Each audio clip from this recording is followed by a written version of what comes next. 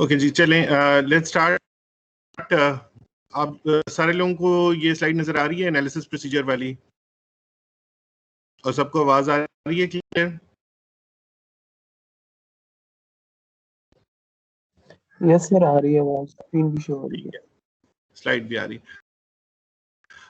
अच्छा, हम लोगों ने लास्ट लेक्चर में एनालिसिस के दो प्रोसीजर्स जो थे वो पढ़े थे। एक यही था कि इसको जो है ना हम हर नोड के ऊपर बुलियन एक्सप्रेशंस लिखें और उन बुलियन एक्सप्रेशंस के बाद हम फाइनली वैल्यूज निकाल लें F1 और F2 की।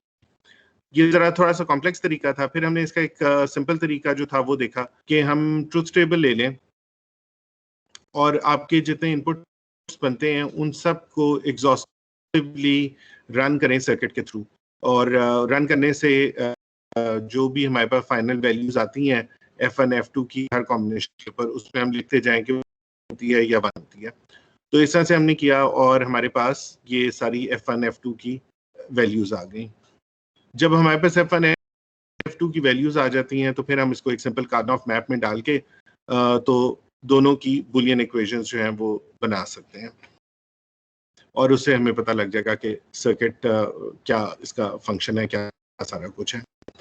तो ये था एनालिसिस का तरीका, जो दो तरीके हमने सीखे। अब हम लोग आगे चलते हैं और we'll learn about the design procedure. यानी कि अगर आप जो प्रीवियस था वो एनालिसिस था, उसमें सर्किट आपको गिवन था और आपने उसका बुलियन एक्सप्रेशन फाइंड आउट करना था। डिजाइन प्रोसीजर के अंदर आपको एक प्रॉब्लम दी गई होगी जो कि एक स्टेटमेंट के तौर पे होगी, एक वर्ड स्टेटमेंट होगी, और आपने उसके बाद जो है उसके लिए पूरा सर्किट बनाना होगा। तो ये हम देखते हैं कि इसके स्टेप बाय स्टेप जो है क्या प्रोसीजर होगा डिजाइन का। सो प्रॉब्लम स्टेटमेंट जो है वो आपको किसी भी फॉर्म में दी जा सकती है। मसलन प्रॉब्लम स्टेटमेंट आपको दी जा सकती है कि जी आपने एक सर्किट बनाना है जो पानी में जो टैंकी है उसमें पानी के लेवल को चेक करे। अगर लेवल एक सर्टन उससे नीचे चला जाए तो वो मोटर को ऑन कर दे, और जब टैंकी भर जाए तो वो मोटर को ऑफ कर दे। तो ये एक प्रॉब्लम स्टेटमेंट है। इसी तरह से प्रॉब्लम स्टेटमेंट एक आपकी हो सकती है कि जी आपने टेम्परेचर सेंस करना है और कमरे का टेम्परेचर जब इतना हो जाए 24 डिग्रीज तो वो एसी को ऑन कर दे, जब 25 डिग्रीज हो जाए तो ऑफ कर दे, समथिंग लाइक दैट। तो जब आपको ये प्रॉब्लम स्टेटमेंट जो है ये दे दी जाएगी तो उसके बाद आपका स्टेप बाय स्टेप जो प्रोसेस है वो क्या होगा, तो इसको हम लोग देखते हैं। अभी तक किसी का कोई क्वेश्चन हो तो पूछ सकते हैं, नहीं तो हम फिर पूरा प्रोसीजर स्टडी करें।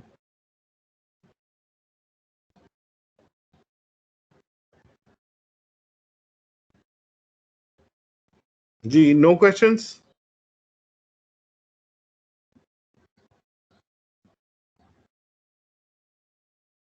सर लास्ट वाला जो है था क्या नाम है, एनालिसिस, उसमें सर वो जो हम एक सिंप्लीफाई करते हैं ना, उसकी चीज़ की समझ नहीं आ रही।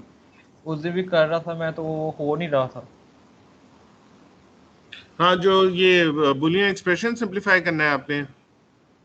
जी सर, वो अच्छा, उनको वो मुझे देखते हुए भी जो याद नहीं रहा। हाँ चलें, उसका जो पूरा है ना सोल्यूशन वो मैं फिर शेयर कर दूंगा। आज मैं जाके उसको सॉल्व करता हूँ, क्योंकि मुझे भी वो पूरा सॉल्व भी करना पड़ेगा। मैं आपको ज़बानी तो नहीं बता सकता कि क्या स्टेप्स हैं। तो उस पर डिमॉर्गन्स थ्योरम लगेगा और पोस्टुलेट्स लगेंगे, फिर वो सॉल्व होगा। तो चलें, मैं आपको उसका सोल्यूशन शेयर कर दूंगा। Okay sir, thank you. Okay. So given a problem statement, determine the number of inputs and outputs. So सबसे पहले ये है कि आपको जब एक प्रॉब्लम दे दी जाए तो आपने ये देखना है कि आपके कितने इनपुट्स होंगे उस सर्किट के और कितने आउटपुट्स होंगे। सो फॉर एग्जांपल, अगर वही जैसा मैंने कहा कि आपने पानी की टैंकी का एक सेंसर बनाना है तो मे बी उसके दो इनपुट्स होंगे, एक हाई लेवल के ऊपर ऑन होता होगा और एक लो लेवल पे ऑन होता होगा।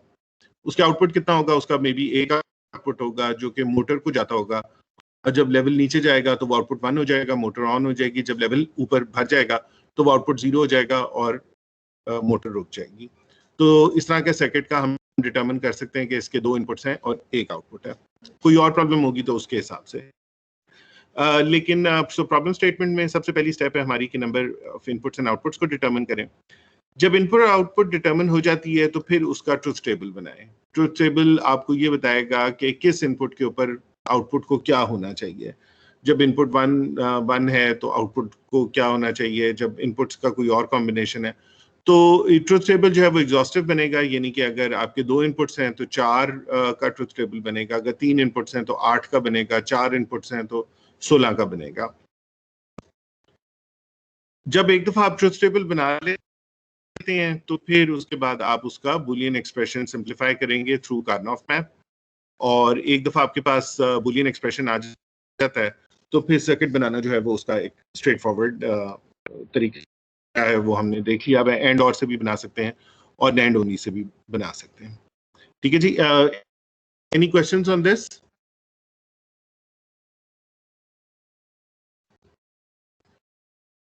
ठीक है, देयर आर नो क्वेश्चंस। अच्छा, मैं एक सेकंड यार,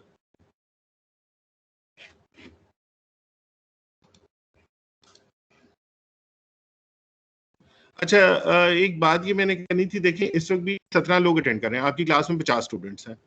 इसका मतलब है, और ये 17 भी सारे एक्टिव नहीं है, इसमें से कुछ लोग बस लॉग इन करके चले गए हैं। तो अगर हाँ क्या चीज 50 की स्ट्रेंथ नहीं है, ऑलमोस्ट 30 स्टूडेंट्स हैं। 30 रह गए, बाकी किधर चले गए? सर वो पहले 30 है, 50 की स्ट्रेंथ फर्स्ट सेमेस्टर में, वो अब जो है कम है सेकंड सेमेस्टर। अब कम हो गए। ठीक है, तो बहरहाल 30 में से भी देखें इस वक्त से 17 हैं, 13 लोग अटेंड नहीं कर रहे हैं, ऑलमोस्ट 50%। तो मुझे ये बताएं कि अगर आप 50% ऑफ द स्टूडेंट क्लास भी अटेंड नहीं कर रहा और जो उन्होंने घर से बैठ के करनी है, मतलब ये भी नहीं है कि आना है जाना है, तो उससे आप उन लोगों की नॉन सीरियसनेस का अंदाजा लगा सकते हैं कि वो बिल्कुल नॉन सीरियस है। तो फिर बाद में अगर वो उनका इतना परेशान भी नहीं होना चाहिए, देन दे शुड एक्सेप्ट कि हाँ जो वो कर रहे हैं उसका यही नतीजा निकलना है। तो बहरहाल अब वो चूंकि क्लास में हैं भी नहीं, इसलिए बात करने का भी फायदा नहीं है, क्योंकि वो तो सुन भी नहीं रहे जो मैं बात कर रहा हूँ। Anyways it's up to you, आप लोग एडल्ट्स हैं, आपको कोई जबरदस्ती तो पढ़ा नहीं सकता। जो पढ़ना चाहेगा वो पढ़ लेगा, जो नहीं पढ़ेगा वो नहीं पढ़ेगा। तो खैर मैं इसको अटेंडेंस डाउनलोड कर लेता हूँ। आज क्या है, अप्रैल 16 PLD।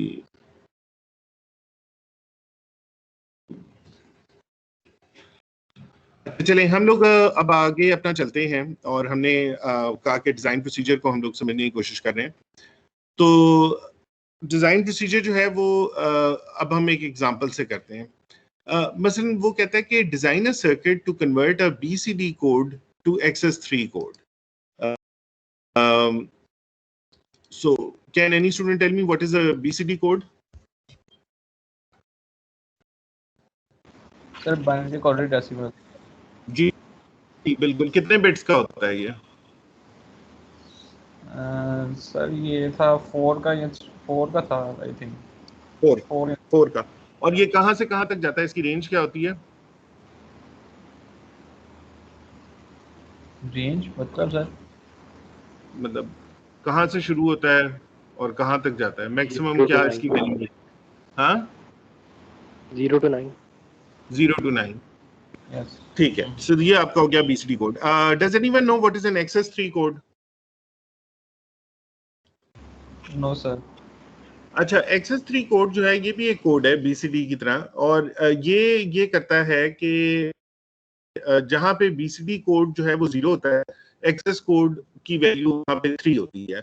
यानी कि ये BCD में अगर आप 3 जमा कर दें तो आपका XS3 कोड बन जाता है। तो BCD जहां 9 होगा, XS3 वहां पे 12 होगा। BCD जहां पे 8 होगा, ये 11 होगा। ठीक है, तो वो ये कहता है कि जी एक सर्किट आप डिजाइन करें जो कि BCD कोड को XS3 कोड के अंदर कन्वर्ट करते हैं। ठीक है, यानी कि उसमें 3 ऐड करके दे दें। माइक म्यूट कर लें यार थोड़ा सा। सर XS3 कोड की कोई रेंज होती है? XS3 कोड की रेंज मैक्सिमम वो जाएगा 12 तक, क्योंकि BCD जो है वो जाता है 9 तक, तो 3 ऐड करें तो 12 तक। Okay sir. ठीक है। अच्छा, सो BCD 4 बिट्स है, इसकी वैल्यूज हैं 0 से लेके 9 तक, और XS3 भी 4 बिट है और इसकी है वैल्यू +3, यानी जो भी BCD की वैल्यू है उसमें आप जमा 3 कर दें तो उसकी वैल्यू बन जाती है। तो ये एक सर्किट बनेगा और इसके अब हम डिटरमिन कर सकते हैं कि इसके 4 इनपुट्स हैं क्योंकि इसकी इनपुट BCD है, और इसके 4 ही आउटपुट्स हैं क्योंकि XS3 आउटपुट है, XS3 फिर 4 बिट का ही होता है। What we now need to find out ये सर्किट है, इसके अंदर क्या है, इससे ओके। तो जैसा हम लोगों ने कहा, हमने जब आउटपुट डिफाइन कर ली तो हम उसका ट्रुथ टेबल बनाएंगे। ट्रुथ टेबल में ये हमारी हो गई इनपुट्स ABCD, हमने कहा इसकी 4 इनपुट्स हैं, और XY WXYZ जो है इसकी 4 आउटपुट्स हैं, और हमने ट्रुथ टेबल बनाना शुरू किया। ट्रुथ टेबल हमने ऐसा बनाया कि जब BCD कोड 0000 है, विच मींस कि ये 0 है, तो आउटपुट इसकी 3 होनी चाहिए, तो ये है 0011 विच इज 3। ठीक है। फिर जब ये 1 है तो इसकी आउटपुट 4 है, जब ये 2 है तो इसकी आउटपुट 5 है, फिर जब ये 3 है तो इसकी आउटपुट 6 है, एंड सो ऑन। आखिर में ये हाईएस्ट जो वैल्यू BCD ले सकता है वो है 1001 जो कि 9 है, तो ये बन जाता है 12। यहाँ तक तो वो सारी वैल्यूज हैं जो कि लीगल हैं, जो कि अकर कर सकती हैं BCD कोड में।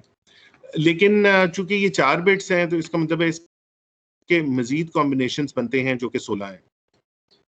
ये वो कॉम्बिनेशंस हैं नीचे वाले जो कि ऑब्वियसली कभी होंगे नहीं, क्योंकि BCD कोड में कभी भी ये वैल्यूज अकर नहीं करेंगी, लेकिन चूंकि 4 बिट्स हैं इसलिए ये कॉम्बिनेशंस भी एग्जिस्ट करते हैं।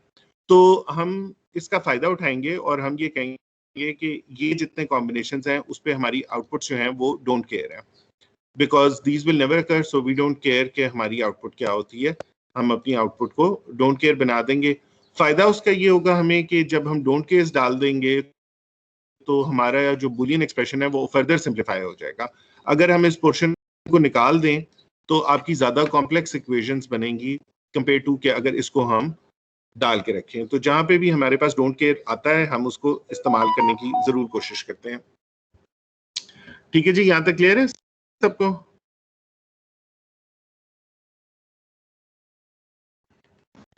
जी सर। कोई, हाँ ठीक है। अच्छा, अब now it's simple matter of writing the equations for W।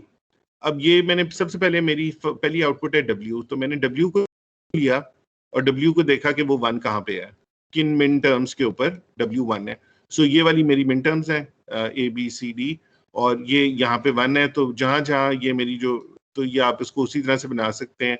यहाँ पे आप कर दें AB और ये कर दें CD, और वही 0001 करके आप करेंगे तो you will put 1s here।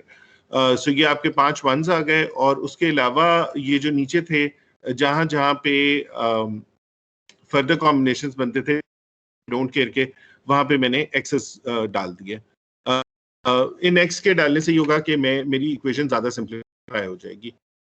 तो अब मैंने इनको सिंप्लीफाई करना है, आपको बताया कि मैं 2 1s को मिला सकता हूँ। सो एक्स को मैं 1 के तौर पे ट्रीट करूंगा, तो I can combine 2 1s 4 1s। सो जो मैक्सिमम नंबर ऑफ 1s सबसे मैं कंबाइन कर सकता हूँ मैं वो करूंगा, विच विल बी दीज।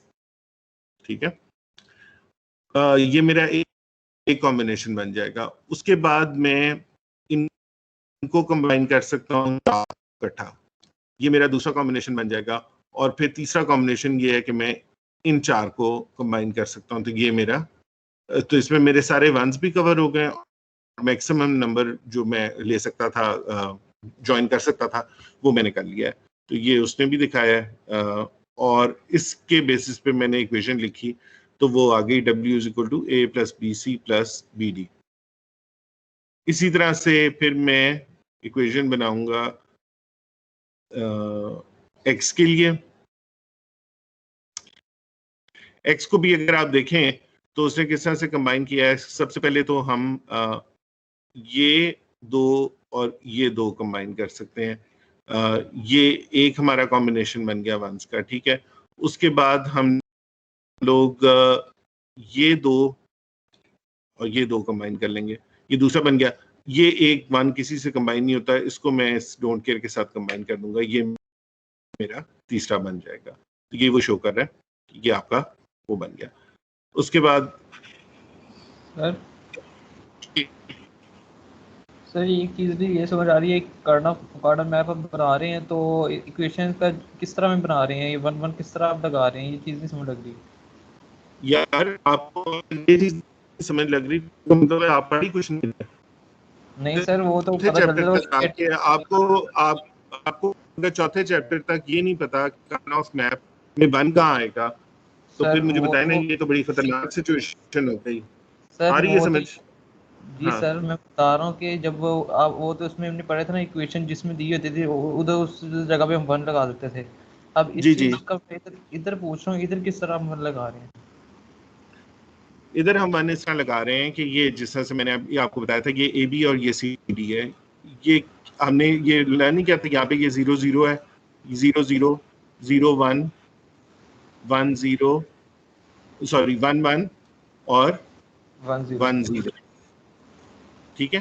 तो यहाँ से मेरे पास सी डी की वैल्यूज आ रही हैं, यहाँ से मेरे पास ए बी की वैल्यूज आ रही हैं। जहां जहां जो वैल्यू बनती है वहां पे मैं वन लगाई जा रहा हूँ। समझ आई? ये देखें ना, ये पहला वन है, ये मैंने वन कहाँ पे लगाना है? जहाँ पे ए 0 है, बी 1 है, सी 0 है और डी 1 है। तो ये अब मेरे पास ये जो टेबल है इसमें ये वाला ये वन बनता है, तो यहाँ पे मैंने लगा दिया, ठीक है। सो मिन टर्म्स अगर आपको नहीं भी गिवन, अगर आपको मिन टर्म्स नहीं भी गिवन तो आप पूरा ए बी इधर लिखें, सी डी इधर लिखें, उनकी वैल्यूज लिखें और फिर इस टेबल से उसको पिक कर लें, ठीक है। क्लियर है? जी सर। ओके, सो चौथा हमारा बन गया ये वाला और फिर हमारे पास ये बन गया सर्किट जी का। सो अब हमारे पास सारी बुलियन इक्वेशंस नहीं है, इन बुलियन इक्वेशंस के तहत हम अब ये वाला सर्किट बना सकते हैं।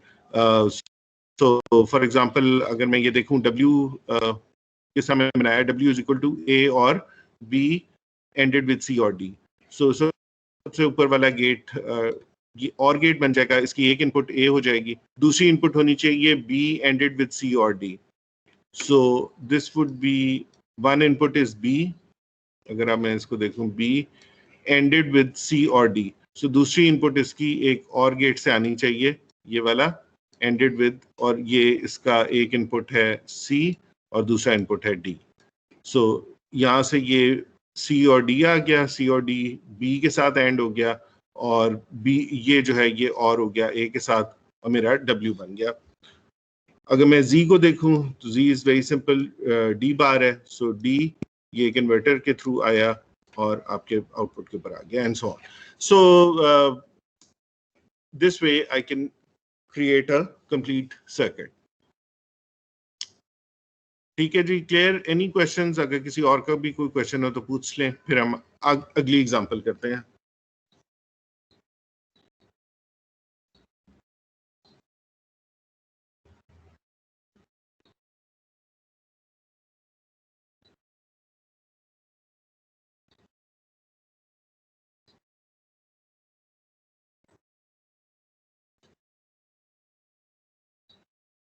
अच्छा, हमारा अगला जो प्रॉब्लम है वो ये है कि we want to make a 7 segment decoder. या ये हमारे 7 सेगमेंट डिस्प्लेस इनको कहते हैं। ये घड़ियों में और डिस्प्लेस में, मीटर्स में, हर जगह, गाड़ियों में, हर जगह पे इस्तेमाल होता है 7 सेगमेंट डिस्प्ले। 7 इसलिए कहते हैं क्योंकि इसके 7 सेगमेंट्स होते हैं, A B C D E F और G। और ये हर सेगमेंट जो है इसके अंदर एक लाइट होती है, तो आप जिस सेगमेंट को 1 देंगे, मसलन मैं F को 1 दूंगा तो ये वाला सेगमेंट इसका ऑन हो जाएगा। अगर मैं सारे सेगमेंट्स को 1 दे देता हूँ तो पूरा का पूरा ऑन हो जाता है और फिगर 8 डिस्प्ले हो जाता है। तो डिपेंडिंग ऑन कि मैं क्या सो ये 0 से लेके 9 तक ये कोई भी नंबर डिस्प्ले कर सकता है। इसके अलावा एक दो अल्फाबेट्स भी कर सकता है, लेकिन चले अभी हम अल्फाबेट्स पे नहीं जाते, सिर्फ नंबर्स पे ही रहते हैं। तो 0 से लेके 9 तक ये कोई भी नंबर जो है वो आपका डिस्प्ले कर देता है। तो अब हम करना क्या चाहते हैं कि हम बेसिकली एक सर्किट बनाना चाहते हैं जिसकी इनपुट जो है वो BCD कोड होगी, क्योंकि BCD कोड हमें पता है कि it goes from 0 to 9। So BCD code ideally suited है इस 7 सेगमेंट डिस्प्ले को ड्राइव करने के लिए, उसमें उससे आगे कोई वैल्यू आएगी भी नहीं। और ये जो हमारा सर्किट होगा, इसके इनपुट पे BCD कोड आएगा और आउटपुट पे इसकी 7 आउटपुट्स होंगी। हर आउटपुट इस सेगमेंट के किसी ये जो हमारा LED है इसके एक सेगमेंट से कनेक्टेड होगी। तो A B C D E F G ये इसके 7 वो बन जाएंगे आउटपुट। और ये इस तरह से होगा कि अगर मसलन मैं यहाँ पे 0 देता हूँ BCD कोड में 0 0 0 0, तो ये कौन से सेगमेंट्स को ऑन करेगा? उन सेगमेंट्स को जिससे ये 0 बन जाए। तो दैट मीन्स कि सारे सेगमेंट ऑन हो जाएंगे सिवाय G के। तो ये सब पे बन देगा 0 के ऊपर सिवाय G के, तो ये 0 शो करेगा। तो अब मैंने एग्जैक्टली वही किया। What I have done is के I have defined my inputs, I've defined my outputs, and now I will make a truth table. So ये मैंने इसका truth table बना लिया। जैसा मैंने आपको बताया था कि all 0 के ऊपर ये तमाम 1 होंगे except G के। G यहाँ पे 0 है। जी कुछ नहीं सर, स्क्रीन आपकी लेट शो हुई, अब शो हुई है। ये अब शो हुई है। ये सबको शो हो रहा है 7 सेगमेंट डिकोडर? जी सर, अब हो रहा है। पहले नहीं हो रहा था? नो सर, पहले नहीं हो रहा था मुझे, अब हुआ। अच्छा, उसी वक्त बताया करें यार, जैसे शो ना हो रहा। अच्छा, तो ये 7 सेगमेंट मैं रिपीट कर देता हूँ अगर नहीं शो हो रहा था। तो बेसिकली ये इसकी 4 बिट की इनपुट है BCD कोड, 7 बिट की आउटपुट है, और हर आउटपुट जो है वो इसके एक सेगमेंट के साथ कनेक्टेड है। और फिर अब ये जो है ऑल जीरोस के ऊपर इसने 0 का डिस्प्ले प्रोड्यूस करना है। तो 0 के लिए उसको ये सारे 1 करने पड़े। G को वो 0 कर देगा, बाकी सारे 1 होंगे, तो इसके ऊपर 0 नजर आना शुरू हो जाएगा। 1 के ऊपर वो सिर्फ B और C को 1 करेगा, तो ये 1 आपको नजर आना शुरू हो जाएगा, बाकी सारे ऑफ होंगे। तो उसने B और C को 1 कर दिया, बाकी सारों को 0 कर दिया है। अगर हम 8 को देखें, ये BCD कोड 8 है, तो 8 के अंदर ऑल 1s हो जाएंगे, क्योंकि ये सारे सेगमेंट्स आपके 7 के 7 सेगमेंट्स जो है वो ऑन होंगे, तो ये 8 बनेगा। अच्छा, अगेन हमारा चूंकि BCD कोड यहाँ तक, ये हमारा BCD कोड है 1001, ये 9 का कोड है, ठीक है। तो 9 के कोड के लिए हमारे पास सेगमेंट्स आ गए। अच्छा, अब आगे फिर हमारे डोंट केयर्स आ जाते हैं कि अगर इस तरह का कोई कॉम्बिनेशन इसको आ गया तो ये क्या शो करेगा। 10 बस अगर मैं इसको 10 देता हूँ, ज़ाहिर है कि ये 10 शो ही नहीं करता, कुछ गार्बेज शो करना शुरू कर देगा, क्योंकि ऑब्वियसली ये 9 से ऊपर जा ही नहीं सकता। तो मैं इसकी आउटपुट्स को डोंट केयर कर दूंगा। तो 10, 11, 12, 13, 14, 15 तक चूंकि कोड जा सकता था, तो मैं कहता हूँ कि अच्छा भाई, अगर इस तरह का कोई भी कॉम्बिनेशन आया, मसलन 13 आया, तो डोंट केयर है, वो चाहे उसके ऊपर जो भी शो कर दे, क्योंकि इसको आना ही नहीं चाहिए था। लेकिन चूंकि ये थे कॉम्बिनेशंस, हो सकते हैं कोई यूजर इसको ये इनपुट दे भी सकता है, तो उस वक्त हम डोंट केयर पे चले जाएंगे। तो अगेन यहाँ तक हमारा यूजफुल सर्किट है, इसके बाद हमारे डोंट केयर्स हैं, लेकिन डोंट केयर्स चूंकि हैं हमारे पास, तो हम उनको यूज करेंगे सिंप्लीफाई करने के लिए। तो अब it's just a simple matter of looking at the for each segment. For example this is for A.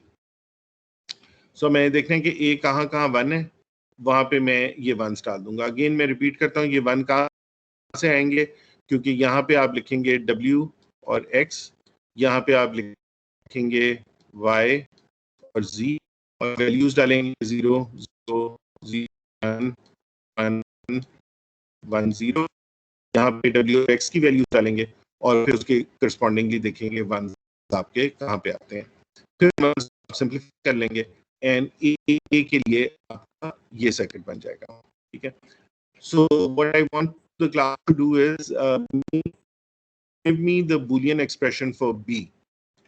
सो सारे लोग बी का कार्नोफ मैप बनाएं और सिंप्लीफाई करके मुझे बताएं कि बी की क्या वैल्यू बनती है। So all students should do it, you have 5 minutes to do this.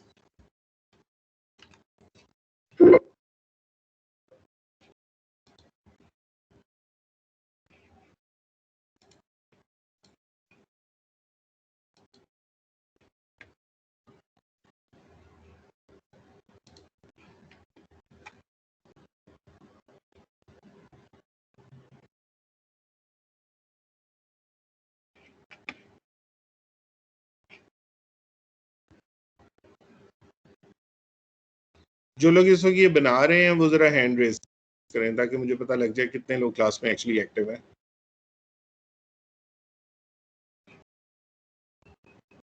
एक, एक, 2, 3, 5, 6,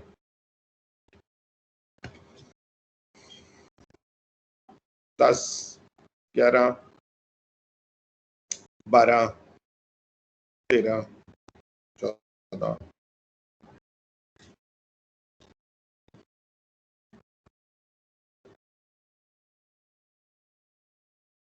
15। सो टोटल इस क्लास में 15 लोग हैं।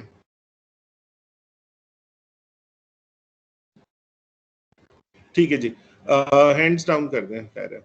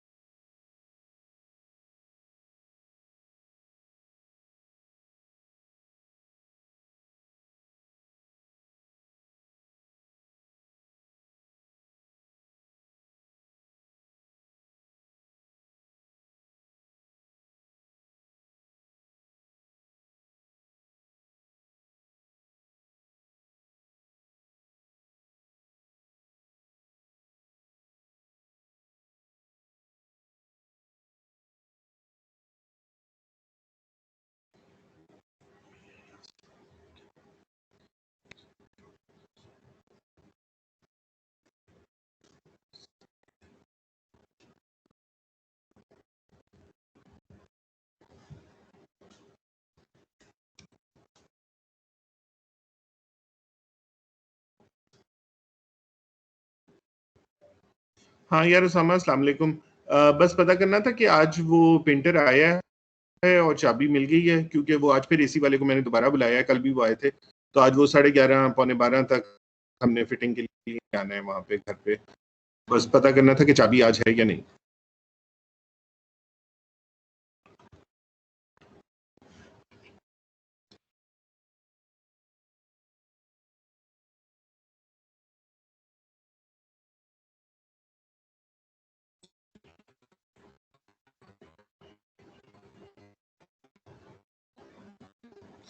जी, किसी अगर स्टूडेंट ने कर लिए तो वो शेयर कर ले चैट विंडो के अंदर बी की बुलियन एक्सप्रेशन।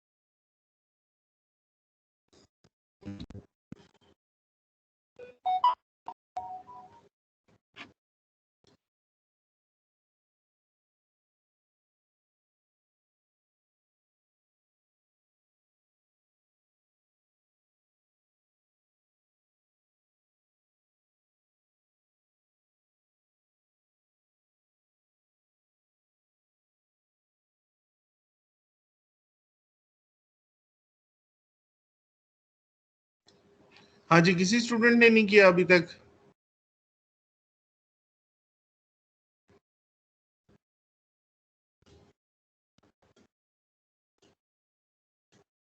तो यार हाँ या नहीं में तो जवाब देना। सर कर रहे थे, हो नहीं रहा। नहीं हो रहा। उसको देखें एग्जाम्पल में उसने W किस तरह से A किस तरह किया है, उसी तरह से B को करें।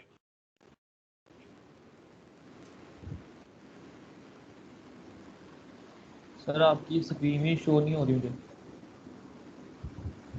तो मैं उसको दोबारा शेयर करता हूँ।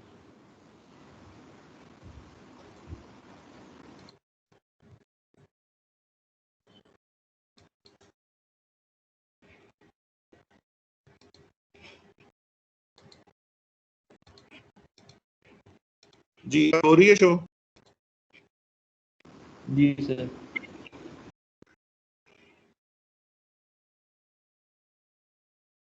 सर ये जो एक लिए बनाई है, इसमें कितनी स्टूडेंटों ने लिए हैं? Y, X और W लिया है, 4 वेरिएबल्स लिए हैं ना? चारों ही ले, हर एक के केस में चारों लेने हैं आपने?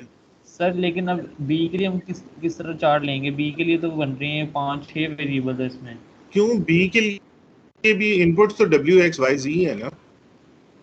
ठीक है सर, ठीक है, इसी चीज़ में बस कंफ्यूजन हो गई थी।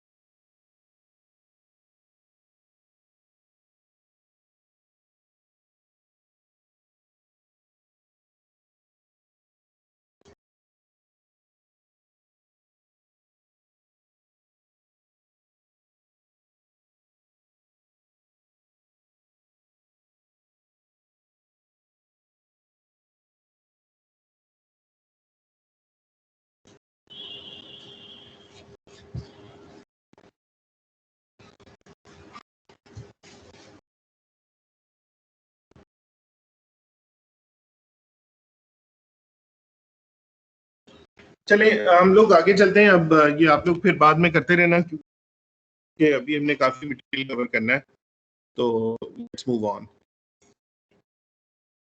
अच्छा, सब लोगों को ये स्लाइड नजर आ रही है बाइनरी एडर, हाफ एडर की?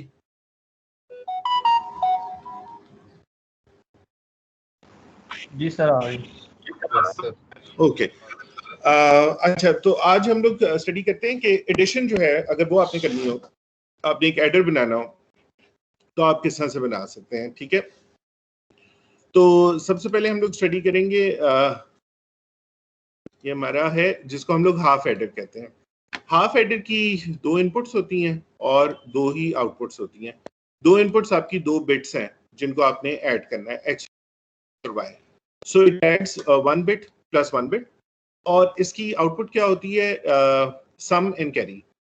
सो ये एक्स वाई को ऐड करेगा, जो भी इनका सम बनेगा वो सम की बिट आ जाएगी, और अगर कोई कैरी आउट होगा तो वो कैरी आपको दे देगा। ठीक है, तो ये होता है हमारा हाफ एडर। इसमें कोई कैरी इन नहीं होता, यानी प्रीवियसली कोई कैरी आप नहीं कर सकते।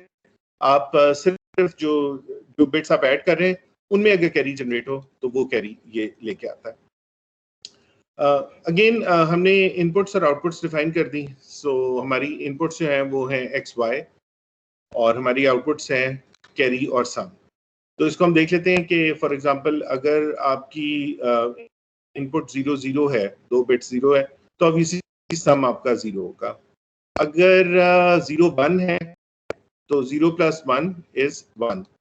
1 plus 0 is also 1 and 1 plus 1 is 2. So that means के 1 0. That means के ये सम इसका 0 हो जाएगा और कैरी आउट जो है वो 1 हो जाएगा। बाकी केस में कोई कैरी नहीं है क्योंकि यहाँ पे उसी तरह से आ रहा है, मेरी बन गई कैरी के लिए और ये सम के लिए। अब ये जो कि बिल्कुल सिंपल है, इसमें हमें कार्नोफ मैप बनाने की जरूरत नहीं है। हम देख सकते हैं कि सम कहाँ पे 1 हो रहा है।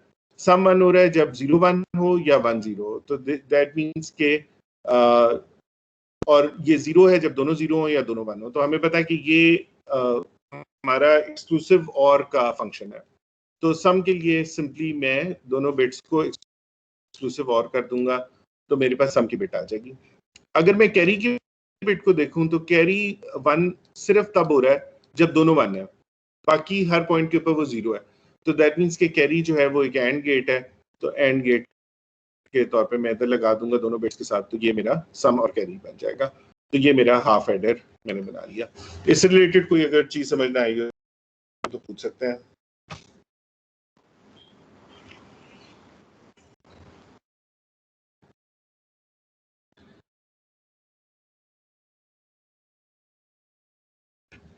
अच्छा, so now let's look at our full adder. Full adder और हाफ एडर में बेसिक फर्क ये है कि फुल एडर जो है it adds 1 bit plus 1 bit plus 1 bit, meaning कि इसकी 3 इनपुट्स होती हैं और यानी आप समझ लें कि आप एक्स को इसका कैरी इन भी कह सकते हैं, जिस तरह से कि या जी को आप चलें जी को हम कैरी इन कह देते हैं कि आप एक्स और वाई को ऐड करते हैं और अगर कोई प्रीवियस 2 नंबर्स जो आपने ऐड किए थे उनका कैरी जनरेट हुआ था तो ये आप यहाँ पे उस कैरी को कनेक्ट कर देंगे और ये फिर आपको सम और कैरी आउट देगा। तो लेकिन इसकी इनपुट जो है वो एक्स वाई और जी होगी। So it produces sum and carry but it has 3 inputs. Again इसका हम लोग ट्रुथ टेबल बनाते हैं। अब चूंकि ये 3 इनपुट्स हैं, इसमें 2 ये बिट्स हैं और ये लेट्स से कैरी है, तो उसके बाद हम देखते हैं कि इसमें सम क्या होगा। तो तीनों अगर बिट 0 हुई तो ऑब्वियसली सम 0 होगा। 0 प्लस 0 प्लस 1 1, यहाँ पे भी 1 1 1 के ऊपर सम 0 हो जाएगा क्योंकि वो 2 बनता है और कैरी आउट हो जाएगा। फिर इस पे भी 1, इस पे फिर ये 0 और कैरी आउट 1, इसके ऊपर भी ये 0 और कैरी आउट 1, और अगर ये 1 1 1 हुआ 1 प्लस 1 प्लस 1 तो सम भी 1 हो जाएगा।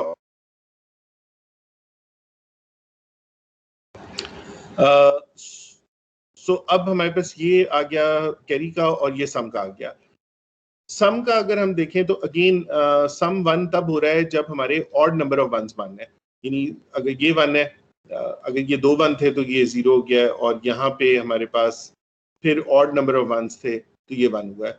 तो ये हमेशा ऑड नंबर ऑफ वंस पे 1 होता है, तो दैट मीन्स के सम तो फिर एक एक्सक्लूसिव और ही है विद 3 इनपुट्स। कैरी जरा डिफिकल्ट है, कैरी का हमें पूरा बनाना पड़ेगा कार्नोफ मैप और देखना पड़ेगा।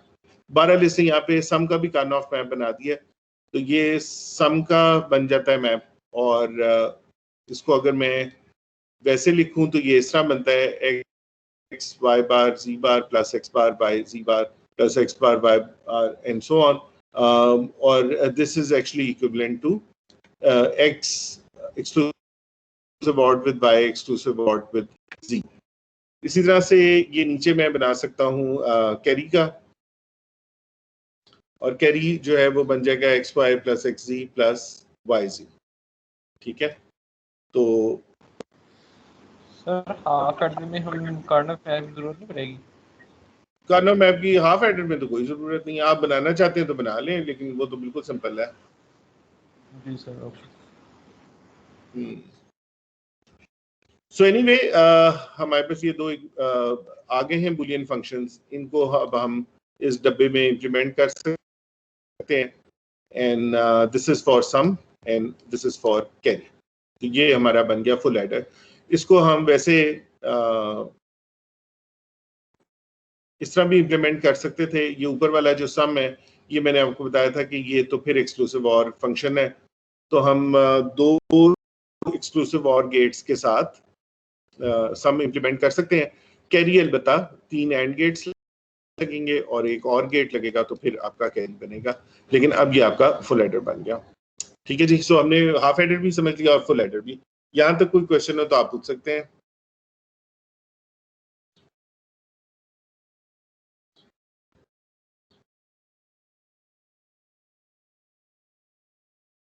कोई क्वेश्चन नहीं है? ठीक है, सबको क्लियर हो रहा है? अगर हो रहा है तो हैंड रेज करें, देखता हूँ कितने लोगों को क्लियर है। 5 6 7 9 10 11। बाकी कहाँ गए? 12।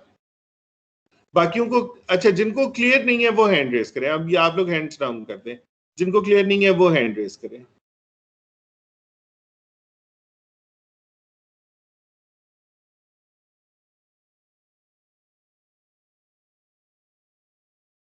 एक बंदे को क्लियर नहीं है, नहीं, उसने भी गायब कर दिया। सो इसका मतलब बाकी सबको क्लियर है। वेरी गुड यार, फिर तो आप लोगों के मार्क्स तो 100 में से 100 आएंगे इंशाल्लाह मिड टर्म में। Excuse me sir. जी जी जनाब। सर एक सर आप सर काइंडली फेवर है सर आपसे। सर जी बताइए। सर मैं पिछले कुछ दिनों में ना सर मतलब कि हाँ कुछ दिन फ्राइडे और थर्सडे को सर मैं ना क्लास में ना थोड़ा सा लेट हाँ आता था due to internet weak connection है ना यहाँ पे मेरा। तो हाँ सर हाँ वहाँ मेरी एब्सेंट लग जाती थी। तो सर ठीक है। जरा मेरी सर आज जरा लगा दें सर, अटेंडेंस 68% गिरी हुई है मेरी। नहीं वो मैं नहीं लगा। एक तो पहली बात ये कि अटेंडेंस होती है ना 24 आवर्स के बाद चेंज ही नहीं होती। सो वो सेम डे जी सर। रात 12 बजे लॉक हो जाता है, तो पुरानी तो मैं चेंज कर ही नहीं सकता। फ्यूचर के लिए अब आप अपने इंटरनेट के मसाइल को हल करें। अगर यस आप से नहीं हल होते तो फिर आप कहीं और शिफ्ट हो जाएं जहाँ पे ये मसाइल ना हो। लेकिन अगर यही सर मैं मसला बहुत रहता रहा तो आपकी अटेंडेंस शॉर्ट हो जाए। सर मैं क्या मुश्किल में 20 मिनट या 10 मिनट लेट होता हूँ। भाई, आप अगर 1 मिनट लेट होते हैं ना तो आप लेट हैं। क्लास का एक टाइम है ना। क्लास का टाइम ये तो नहीं है कि जी जब चाहें आप आ जाएं। यस सर ये भी है। आप इसको क्यों समझते हैं कि आप क्लास जो है वो किसी भी टाइम पे आ सकते हैं? ये क्लास है, कोई रेस्टोरेंट तो नहीं है जहाँ पे आप जब चाहेंगे वो जी आपको सर। सर्व कर दें। ऐसे ही है ना। यस तो आप टाइम के ऊपर आए। हाँ जी सर। अगर आपको इंटरनेट के कोई मसाइल है तो इंटरनेट को मसाइल को हल करें। ये चलते हैं सर हम। आज लगा सकते आज तो मैंने 15-20 मिनट बाद ली है अटेंडेंस। सर आज मेरा ख्याल है से कि फेवर कर दें सर। आपने 15 10 मिनट घंटे आपने कब ज्वाइन किया? सर ये मेरा 10-15 या 11 पे शायद। 15 और 11। अच्छा चलें, इसको मैं देख तो आज लेता हूँ, फेवर कर अगर दें सर। हो सकता हुआ तो कर दूँ। चले मैं कोशिश करता हूँ, अगर हो सका तो कर दूंगा। Thank you very much sir. एक ओके ओके एक और तरीका है फुल एडर बनाने का। वो ये है कि आप 2 हाफ एडर को बना सकते हैं। एक तो फुल एडर हमने पूरा यानी एक एक्सक्लूसिव सर्किट देखा फुल एडर के लिए ना। तो 2 एडर्स को अगर आप जोड़ें, जिस तरह से ये ऊपर इसने दिखाया हुआ है, आप सबसे पहले हाफ एडर की तो 2 इनपुट्स होते हैं, तो आप एक्स और वाई को ऐड कर दें। एक्स वाई को आप ऐड करेंगे तो ये बाइनरी एडर शो हो रहा है इस वक्त? अच्छा एक सेकंड, ये 2 हाफ एडर शो हो रहे हैं आपको येलो बॉक्सेस? नहीं नो सर नहीं हो रहे। अच्छा एक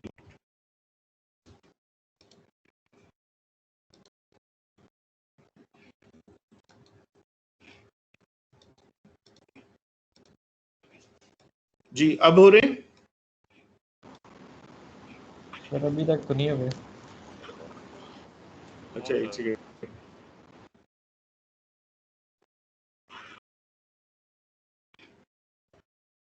अभी भी नहीं शो रहा बाइनरी एडर? यस सर हो रहा है। नहीं हुआ? हो गया सर। अब सबको शो हो रहे हैं ये दो half adder yellow boxes? Yes sir. Okay. अच्छा फुल एडर बनाने का एक और भी तरीका है, वो ये है कि आप दो हाफ एडर्स को इस तरह जोड़ाया है तो भी आप एक फुल एडर बना सकते हैं। क्या करना है आपने, आप पहले एक्स और वाई को हाफ एडर में ऐड कर दें। एक्स और वाई का सम यहाँ पे आ जाएगा, वो ले लें, और जो जी आपका था जिसको आपने ऐड करना दूसरे हाफ एड उसके ऊपर दे दें, इनपुट के ऊपर।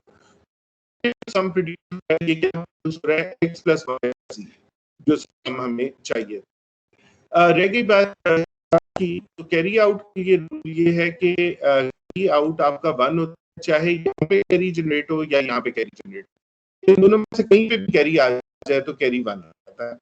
तो ये हम लोग दोनों के कैरी लेके उनको हम करेंगे तो आपका कैरी बिट भी जनरेट हो जाएगी।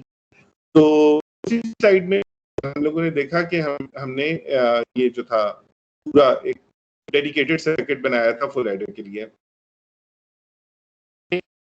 अगर आप दो हाफ एडर्स आपके पास हों तो इन हाफ एडर गेट भी आप ये सर्किट बना सकते हैं। तो ये उसने नीचे यहाँ पे शो किया हुआ है, ये आपका एक हाफ एडर है, ये दूसरा हाफ एडर है, और ये कैरी आउट को हम यहाँ पे और किया हुआ है, और सम और कैरी निकला है, और ये अब एक full adder. Any questions on this?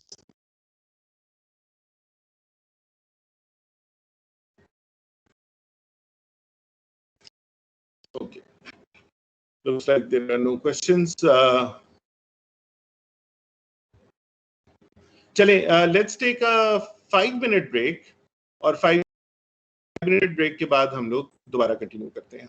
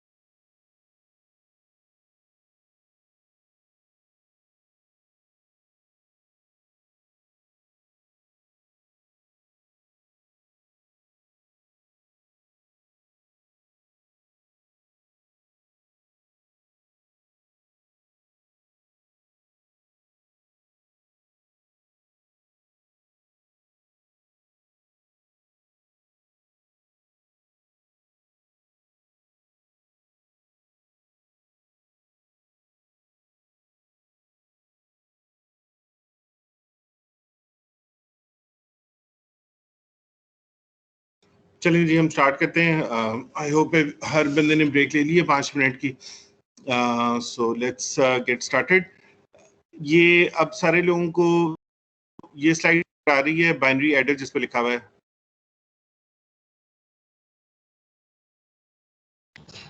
Yes sir आ रही है। ओके अच्छा, अब हम लोग देखते हैं कि अगर हमने कोई एडर बनाना है जो कि एक बिट 4 बिट के 2 नंबर हैं। सो ये एक नंबर है 4 बिट का, ये दूसरा नंबर है 4 बिट का। मसलन ये 3 है और ये 4 है, इसको हमने 4 बिट्स के अंदर कन्वर्ट किया है और इसने आगे 4 बिट का ही आना है, लेट्स से 7, और इसका एक सी आउट है जिसको हम लोग कैरी इन कह सकते हैं, और फिर एक सी वाई कैरी आउट इसको आप कह लें।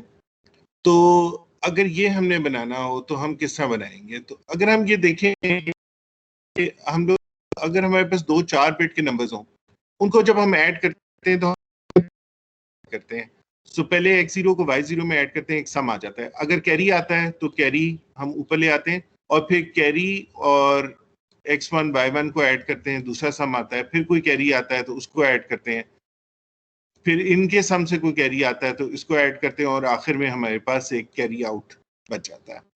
ठीक है, तो यहाँ पे हमने यही किया कि हमने 4 फुल एडर्स ले लिए हैं। ठीक है, और पहला फुल एडर जो है उसको x0 और बिट y0 दे दी है, और कैरी इन उसका हमने 0 कर दिया है क्योंकि इनिशियली कोई कैरी नहीं है। सो it produces bit 0 of the sum and it produces C1 which is carry 1, और फिर कैरी 1 हमने पहले फुल एडर से कनेक्ट कर दिया दूसरे फुल एडर की इनपुट के ऊपर। सो इसका कैरी आउट दूसरे फुल एडर का कैरी इन बन गया, and then it produces some bit 1 carry 2, then carry 2 goes to this adder, it produces some bit 2 carry 3, और फिर ये जो आखिरी है this produces some bit 3 of sum and C4 which is the carry out। तो इस तरह करके हम 4 बिट अब बाइनरी एडर बना सकते हैं। इसी को आप फर्दर बढ़ा सकते हैं 8 बिट के ऊपर भी, 16 बिट 32 बिट जितने बिट का भी एडर बनाना हो इस प्रोसेस के थ्रू बनाया जा सकता है। जी एनी क्वेश्चंस? सर ये लास्ट पे जो कैरी आउट अगर इधर होगा तो हम वो लिखेंगे? जी बिल्कुल लिखेंगे। ये कैरी आउट अगर हो गया है तो ज़ाहिर है आप इसको इग्नोर नहीं कर सकते, ये आपके आंसर का हिस्सा है। ठीक है सर। जी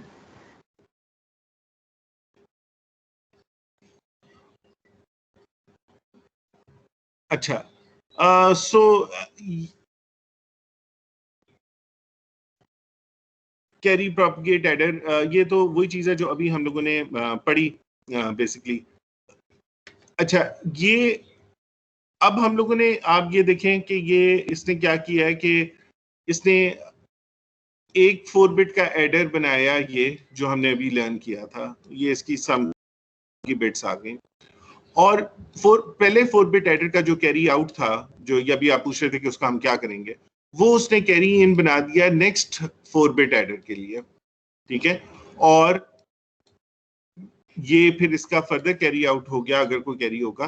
तो अब क्या हुआ है कि अब ये हमने एक 2 4 बिट एडर्स को मिला के हमने एक 8 बिट एडर बना लिया। तो अब ये जो 2 नंबर जो ऐड कर सकता है वो है y0 से लेके y7 तक और x0 से लेके x7 तक। तो हम लर्न क्या कर रहे हैं कि हमने एक सबसे पहले सिंपल एक हाफ एडर बनाया, उसी हाफ एडर को थोड़ा सा चेंज करके हमने फुल एडर बना लिया, उसी फुल एडर को चेंज करके हमने 4 बिट एडर बना लिया, और उसी 4 बिट एडर को चेंज करके हमने 8 बिट एडर बना लिया। तो हम एक यूनिट बनाते हैं और फिर हम उसको रेप्लिकेट करते हैं, यानी उसको कॉपी करते जाते हैं, तो वो हमारा 8 बिट बन जाता है। इसी तरह से ऑब्वियसली अब आप देख सकते हैं कि हमने अगर 16 बिट बनाना हो या 32 बिट बनाना हो तो वो भी हम बना सकते हैं। ठीक है, अच्छा, अब एडर्स हैं, इसमें एक प्रॉब्लम है। वो प्रॉब्लम क्या है कि ये स्लो है। स्लो किस तरह है? क्योंकि अगर आपने 4 बिट नंबर्स को ऐड करना है तो फाइनल रिजल्ट आपके पास तब आएगा जब आपका ये जो पहला कैरी है ये प्रोपगेट हो के यहाँ से इन चारों से गुजर के यहाँ तक आएगा, तो फिर आपका फाइनल सम बनेगा। ऐसा ही है ना?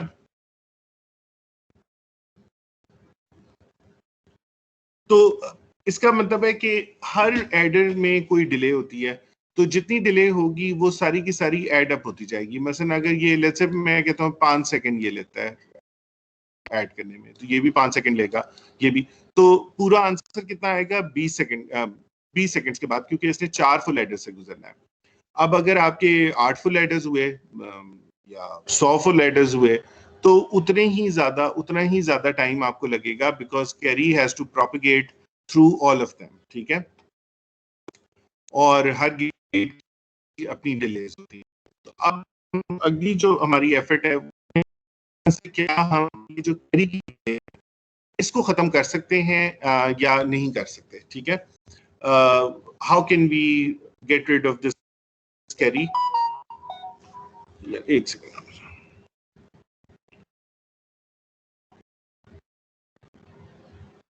ओके, तो इसको देखने के लिए हम एक और सर्किट बनाएंगे जो हम कहते हैं लुक अहेड कैरी एडर, ठीक है? और उसमें ये हमारे पास डिले नहीं होती, तो उसको जरा थोड़ा सा गौर से समझना पड़ेगा। को देखते हैं। यहाँ पे तो वो ये कह रहा है कि the critical path counts the worst case, के डिले कहाँ से आपकी आएगी कि पहले आप ए बी और सी जो कैरी 1 होगा, फिर वहां से कैरी 2, कैरी 3, कैरी 4 और फिर कैरी 5, सम 4, व्हाटएवर। तो ये आपका क्रिटिकल पाथ बन जाएगा। तो व्हेन 4 बिट्स फुल एडर के लिए 8 गेट लेवल्स आएंगे, क्योंकि आपको पता है कि आपका कैरी यहां से गुजरता है और फिर यहां से गुजरता है और ये आपका कैरी जनरेट होता है। तो 2 गेट्स का डिले आपके पास आ जाता है एक फुल एडर के लिए। तो अगर आपके 4 फुल एडर्स होंगे तो 8 गेट का आपका डिले आ जाएगा। और 4 बिट तो नहीं होता नॉर्मली, कम से कम 16 बिट होता है या 32 बिट होता है। तो उसके हिसाब से आप देख सकते हैं कि 64 गेट्स का भी आपको डिले आ जाता है, क्योंकि कैरी ने इन तमाम गेट्स में से गुजरना है। ठीक है जी, यहाँ तक क्लियर है? किसी को अगर इस पे कोई क्वेश्चन हो तो पूछ सकते हैं।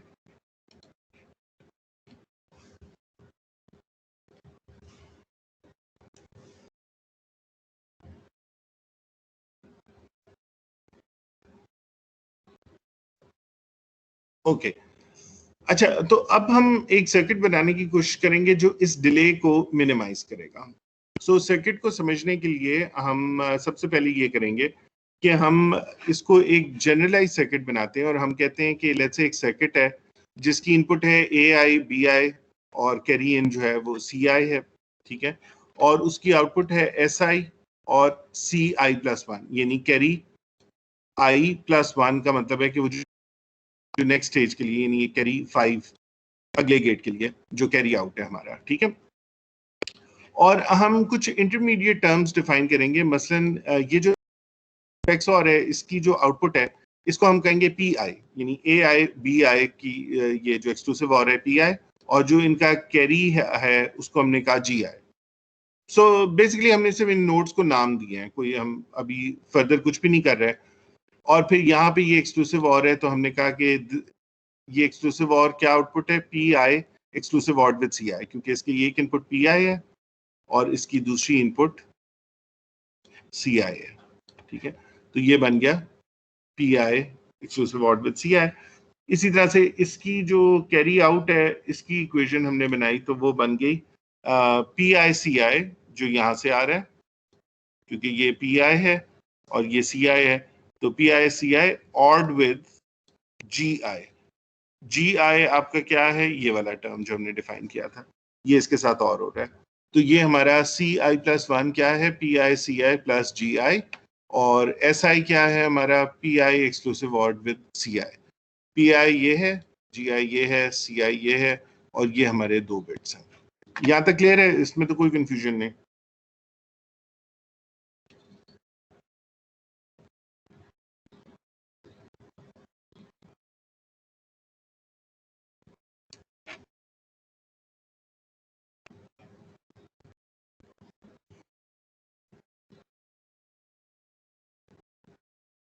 अच्छा, तो अब हम लोग क्या करेंगे कि हम इनको थोड़ा सा अगेन सिर्फ डिफाइन ही कर रहे हैं कि पी आई ये वाला पॉइंट था, ठीक है। तो इसको मैं लिख सकता हूँ A I exclusive OR with B I, obviously ये गेट का फंक्शन है, ये कैरी जनरेट है एंड का function A I B I, ठीक है। जो मेरा सम है वो मैंने लिख दिया था पी आई प्लस सी आई, और कैरी आई प्लस वन यानी कि नेक्स्ट स्टेज का जो कैरी है सी आई प्लस वन जो मैंने डिफाइन किया था वो मैंने डिफाइन कर दिया as G I plus P I C I, ठीक है। सी आउट या सी जीरो इसको आप कह सकते हैं, C zero is input carry, okay. और ये हमारा सी आई है। अब हम अगर हम देखें तो सी जीरो हमारा है इनपुट कैरी, सी वन क्या है, सी वन जो है वो हमारा है जी zero plus P zero C zero, सी वन यानी ये देखें सी आई प्लस वन था ना, ये हमारे सी आई प्लस वन, तो सी वन क्या बनेगा, सी वन बनेगा जी जीरो, अगर मैं इसको देखूं जी zero plus P zero C zero, तो ये सी आई प्लस वन बन जाएगा। तो ये उसने दिखाया कि सी वन जो है that is equal to G zero plus P zero C zero. यहां तक क्लियर है हर एक को?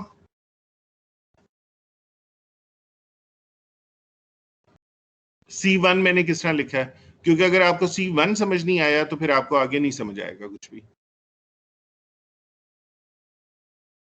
अगर क्लियर है तो हाँ बोलें, नहीं है तो ना बोलें।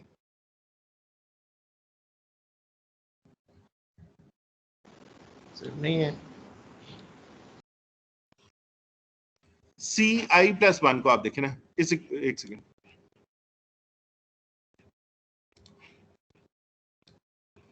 ये टर्म तो आपको क्लियर है ना, ये कहां से आई है, C I plus one is equal to G I plus P I C आई,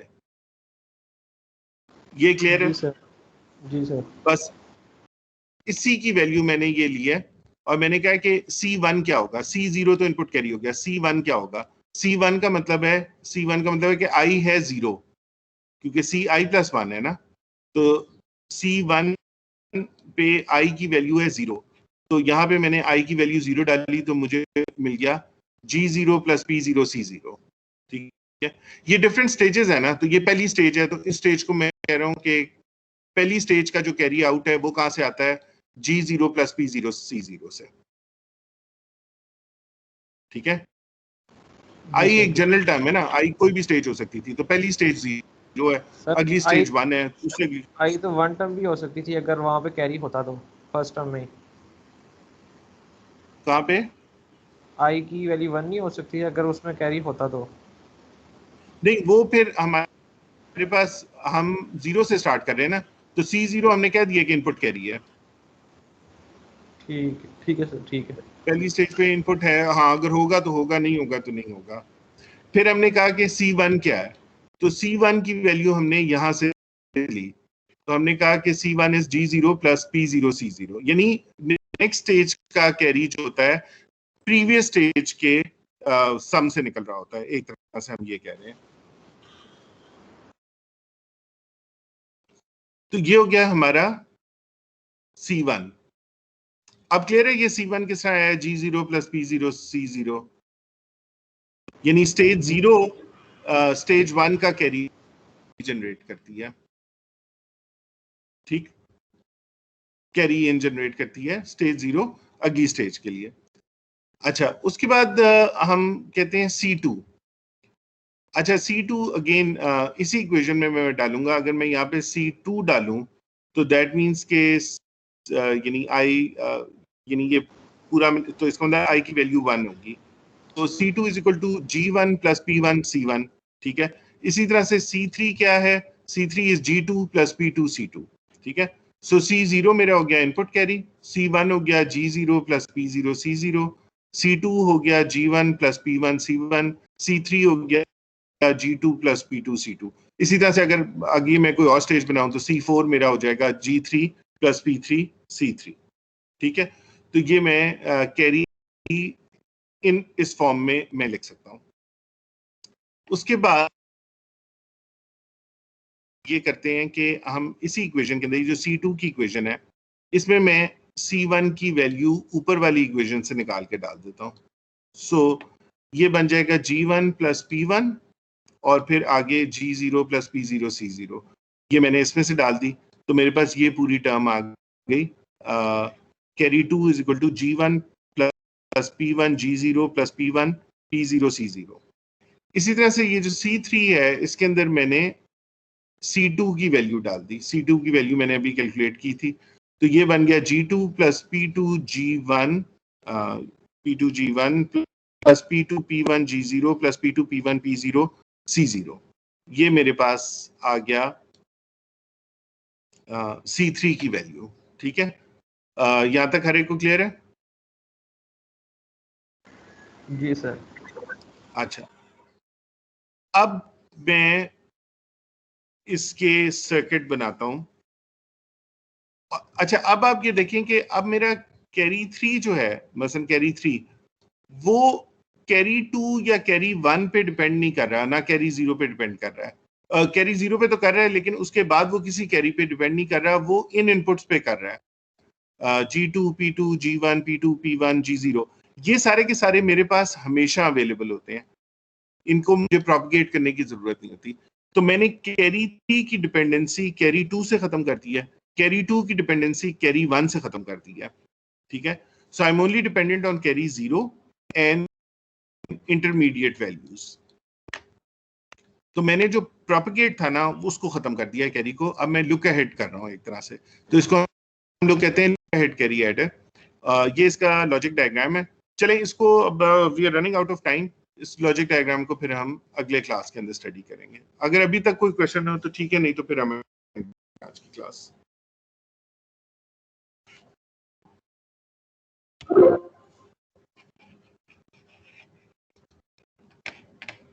चलें, looks like there are no questions. ठीक है जी, थैंक यू, अल्लाह हाफिज। ओके सर, अल्लाह हाफिज।